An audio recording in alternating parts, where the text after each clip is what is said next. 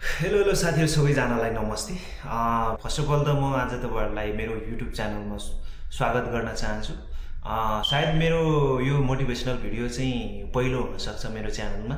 त्यही भएर तपाईहरुले तपाईको स्क्रिनमा मेरो भिडियो आयो भने थोरै दुःख गरेर तपाईले चाहिँ सब्स्क्राइब गर्न नभुल्नु होला। तपाईको माया तपाईको साथ सपोर्ट पायो भने अझै धेरै भिडियो बनाउन जाँगर चल्नेछ। त्यो भएर पक्कै पनि तपाईहरुले चाहिँ मेरो च्यानललाई सब्स्क्राइब गर्नुहुन्छ भन्ने मलाई लाग्छ। म चाहिँ आज युएई बाट बोल्दै छु।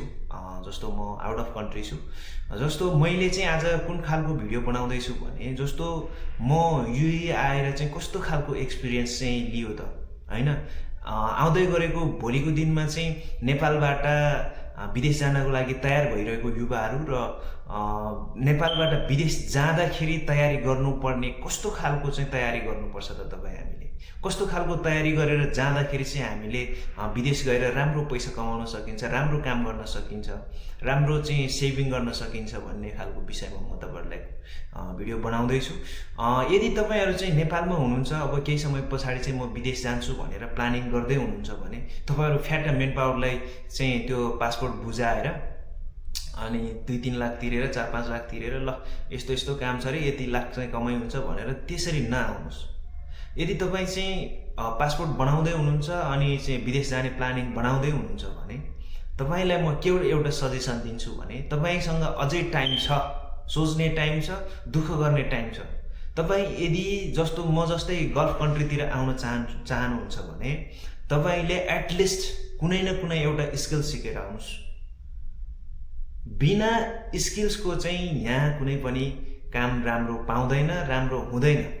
जस्तो यहाँ आइसके पछाडी तपाईको के हुन्छ भने अब मेन पावरले भन्छ ल 1 लाख कमाइ हुन्छ, खाना बस्न कम्पनीको राम्रो काम छ भनेर पठाइदिन्छ। तर यहाँ आइसके पछाडी भनेको त्यो जति मेन पावरले भन्छ नि त्यति सुविधा हामीले पाउँदैन के। त्यो यदि चाहिँ अब मिडल क्लास फ्यामिलीको हुनुहुन्छ अनि अब त्यस्तै खालको समस्या छ भने एटलिस्ट चाहे चाहिँ तपाई चाहिँ 3 महिना चाहिँ मजाले दुःख गर्नुस् हैन, रिनै गरेर भए पनि तपाईले एउटा स्किल चाहिँ सिकेर आउनुस्। जस्तो तपाई होटल लाइनमा काम गर्नु भएको छैन भने होटल लाइनको कुनै सिप सिक्नुस्, जस्तो बारिस्टा सिक्नुस् हैन, बारटेन्डर सिक्नुस्, सुशी सिक्नुस्। हरेक खालको एउटा एक्सपिरियन्स चाहिँ तपाईले लिएर आउनुस् हैन। युएई मा विशेष गरी यो कफी शपहरुमा जस्तो यो बारिस्टा सिकेर आउनुस्, राम्रो कमाइ हुन्छ। होटल लाइनमा आउनुस्, अब होटल लाइनमा अब वेटर वेट्रेस नेपालमै गरेको छ भने राम्रोसँग चाहिँ काम सिकेर आउनुस्।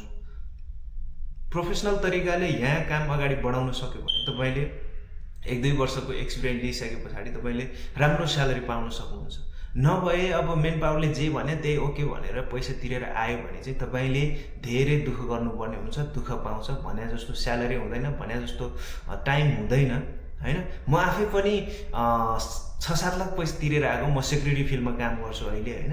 अनि अब मेरो ड्युटी कति टाइम लाग्छ थाहा छ तपाईहरुलाई? मेरो ड्युटी 12 घण्टाको ड्युटी हैन।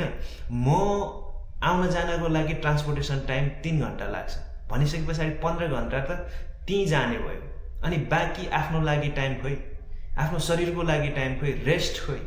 त्यो भएर साथीहरु तपाईहरु यदि विदेश आउँदै हुनुहुन्छ, गल्फ कन्ट्रीमा आउँदै हुनुहुन्छ भने चाहिँ विदाउट स्किल्स चाहिँ तपाईहरु नआउनुस्। मेरो भन्नु यही नै हो। अब बाँकी सेक्युरिटी फिल्डमा कस्तो हुन्छ, कसरी चाहिँ आउन सकिन्छ, कुन कम्पनी चाहिँ राम्रो छ भन्ने तपाईहरुलाई लाग्छ, सोध्न मन छ भने चाहिँ कमेन्ट गर्नु होला। म पक्कै पनि तपाईहरुलाई चाहिँ म बिस्तारै अपडेट गराउँदै गर्नेछु। कुन कम्पनीमा चाहिँ कस्तो खालको स्यालेरी हुन्छ, कति हुन्छ, त्यो खालको कुराहरु चाहिँ म तपाईहरुलाई पक्कै पनि बताउने छु। कमेन्ट गर्नु होला। यदि तपाई नयाँ हुनुहुन्छ भने च्यानललाई सब्स्क्राइब गर्न नभुल्नु होला। आजलाई यति नै भन्न चाहे। धन्यवाद।